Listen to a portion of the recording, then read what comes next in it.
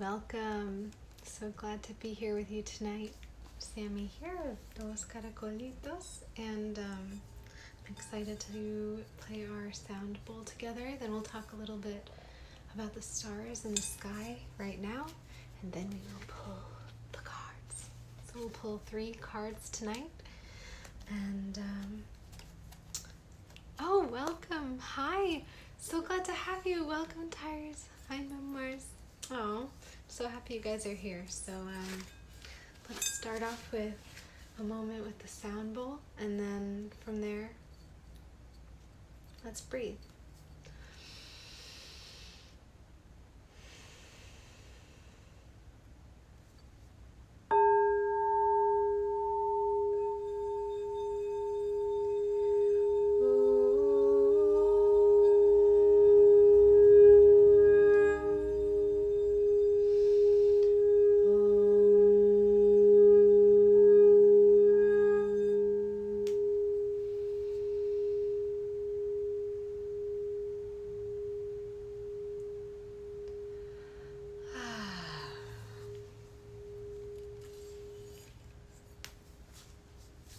So today is Wednesday, September 23rd, and we are in Libra season. We're 2 days in, and I hope you're enjoying it. I hope you're enjoying the fresh air that is sweeping through the stars and through the seasons. And in the sky right now, actually at this very, very moment, we have Capricorn on the midheaven. If you're like me right now on the east coast of the US, if you look up at the sky at the midnight position, you will see the Capricorn constellation. And right now there's a lot happening there. So it's at the midheaven, and the moon is there right now. So the moon won't be there until tomorrow. And Saturn, Jupiter, and Pluto are there. The asteroid Pallas is there. So there is huge Capricorn energy happening right now, especially because the moon is there. And the moon in Capricorn is kind of it's an interesting position, and it's also interesting for people who have their birth sign of moon in Capricorn. And if anyone out there has that and wants to share about their experience, I would love to hear about how you experience having your moon in Capricorn, because Capricorn, the archetype of Capricorn and Cancer, because they're on that axis, they're across from each other in the wheel. Cancer is sort of like the astral mother figure, the home and the nurturing emotions, and then Capricorn is kind of like the astral father and very much about action and external success and discipline and rationality. So those are sort of the polarities, and since the moon is emotional and that nurturing, motherly kind of planet, having it being Capricorn can create, it can have a sort of tension to it of like wanting to emotionally connect, but sometimes feeling like there's the need to mentally maneuver in order to let the emotions flow. So there can be sort of like there can be something to overcome to open the heart, but also it can also represent having a lot of emotional strength, and that when the emotions do activate, that they are followed through. So that's a beautiful side of it. And something else that's interesting right now is Mercury is in Libra as well as the Sun. And Mercury is about communication, talking, ideas. Mercury's quick thinking and thinks on its feet, and trickstery, but also direct. And so we have both of those in Libra, but only for 3 more days, because Mercury is moving. Mercury on the 26th or so is moving into Scorpio, where Mercury will be for 2 months. So that's kind of cool that during Halloween, the spooky season in Scorpio is all about the mysterious realms and sex and death and transformation and all of that. And so for Halloween, we're going to have Mercury in Scorpio. So I think that'll make Halloween extra intense and fun and spooky and transformative. And it'll be there all the way through the end of November. So that's also interesting because if you think about November and the holiday of Thanksgiving, how that especially, well, not especially, I mean, we all know how messed up it is that we celebrate essentially the genocide and extinction or attempt at extinction of people whose homes were invaded and whose lives were completely destroyed by imperialism and people who didn't consider really anything other than their own selfish motivations. The fact that we have Mercury in Scorpio during that time of the year, maybe it will allow for some transformation, or it will at least bring the energy of looking at what might be the difficult or painful or hidden underbelly of all of that, and make us better able to communicate about it and better able to be sensitive. Scorpio is a very sensitive sign and emotional, and tap into those emotions and hopefully maybe shift something by the time this time of year comes around next year. And so on that note, and the one other thing I wanted to share is that just put up a post from yesterday because last night we pulled the Hanged Man card, and yesterday at the beach my love took a picture when I was upside down and looking at the world from an upside down angle. And I think that's a really great card because we're only at the very beginning of this Libra season, and Libra's all about balancing. And I think that looking at things from that upside down perspective is key to finding balance. And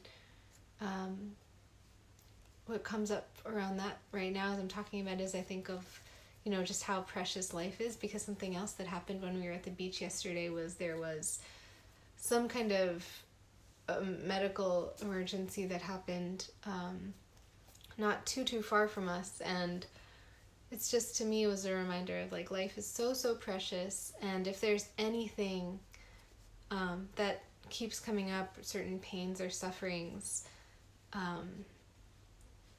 preventing the enjoyment of life, looking at how to turn something upside down to allow for more love and more joy, that's really all that matters, because we don't know how much time we have, and the time we have is so precious, and we have the capacity for so much joy and love, and everyone has the capacity to create something really beautiful, some more than others, but if you have the privilege to have the time and the safety and the technology to do what you can to share your story and your message and to make your life what you want it to be, then that's got to come first. And I think balancing the scales of that during this Libra season is very timely. So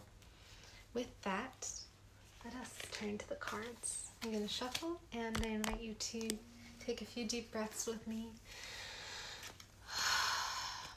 It's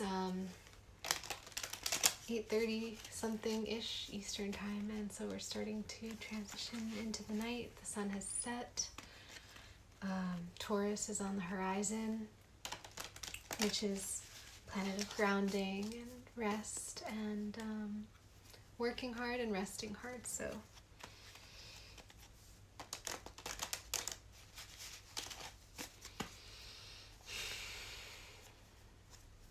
it's time to rest hard. Okay.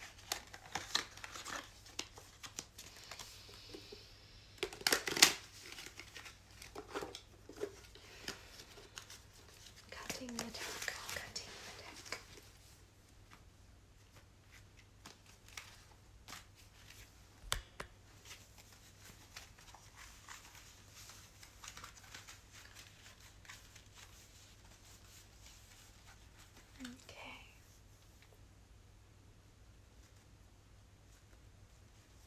1,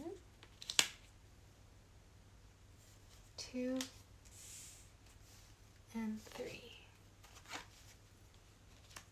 Let's look at our first card. The Knight of Pentacles, which we've had this week before, and a steady card, a card of material abundance. And I think we have, since we have Taurus on the horizon right now, and we have 4 planets and an asteroid in Capricorn, to me it's a reminder that chipping away at things and being steady and working towards something at an even pace, even if it's, because if you look at like the Knight of Wands, he's galloping, but this is the Knight of Pentacles, and I think it's a reminder that abundance comes from just keep going forward, and there's a lot of abundance available and support and steadiness right now. So we've got the Knight of Pentacles, and our second card. Drum roll. Ooh, the 9 of Cups. There's a figure seated, and there's a table a high table upon which 9 great big golden cups are stacked, and this person is sitting there in a position of confidence and steadiness with a smile on their face, and they're open, they're ready to receive. And this is called the Wish card. That's like one of the nicknames of the 9 of Cups. So when this card is pulled, it means you get to make a wish. So if you are out there watching this, now is a great time to make a wish. There's just so much available. There is great emotional and love energy and creativity. If there's something you want to receive, if there's something you want to feel, if there's something you want to create from the heart, then just wish it, and it's coming to you. So get ready. Our third card for tonight, the 8 of Wands. Of Swords, I'm sorry. So here you see this figure is standing on watery ground and is tied up loosely and has her eyes covered, and then there's these 8 swords stuck into the ground nearby her. And to me, this is a card that always says, if you have something that is keeping you from going forward, you have more power than you think to change the situation, because there's nothing really keeping her in that. She could shimmy her way out very easily of these things, and she could pick up her swords or leave them behind. And let's say the swords represent thoughts or ideas. She could do something with them, or she could go find new ones, and she could continue going forward. And sometimes there are moments when there are thoughts that keep us sort of wrapped up loosely in something, but this card is saying you can move on from that. And I think we have 3 more days of Mercury in Libra, so having Mercury in an air sign for 3 more days is we have a great 3-day opportunity to shake off any thoughts that are keeping us wrapped up and not moving forward. And that way, when Mercury moves into Scorpio, where it'll be for 2 months, we can be ready to tap into the transformational and mystical energy of Scorpio with our thoughts, and allow it to help us create magic and change. So there we have our 3 cards for tonight, and a good balance of earth, water and air. And we'll be back here tomorrow night, so thank you for coming. So good to see you. Let's play the bowl and take a few breaths together.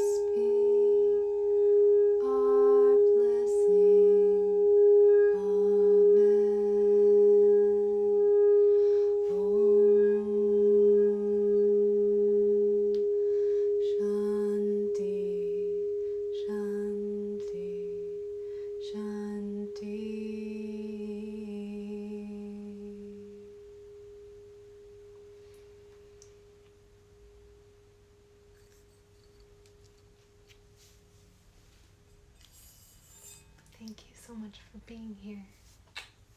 Lots of love. Have a beautiful evening.